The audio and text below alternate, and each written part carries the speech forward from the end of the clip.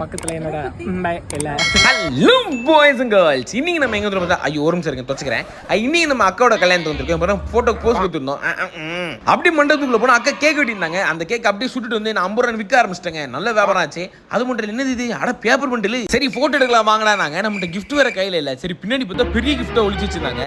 அதை அப்படியே தூக்கிட்டு ஓடி வந்தோம் பாருங்களேன். நம்மள எவனும் எட்டி ஒதுக்க ஆரம்பிச்சான். ஐயோ அம்மா ஜஸ்ட் மிஸ்ஸுங்க விழுந்திருப்பேன். நமக்கு கிஃப்ட் கொடுக்க தான் பெரிய விஷயம். சொந்த காசுல வாங்கினதுங்க.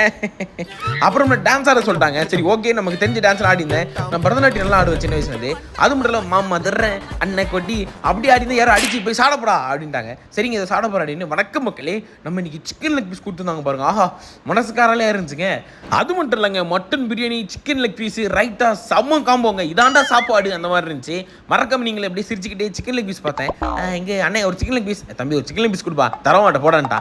போங்கடா நான் சாப்பிடவே மாட்டேன் அப்படின்னு மூடிட்டேன். அங்கேருந்து கிளம்பிட்டேன். மறக்காம நீங்க நம்ம பேஜை ஃபாலோ பண்ணிக்கங்க.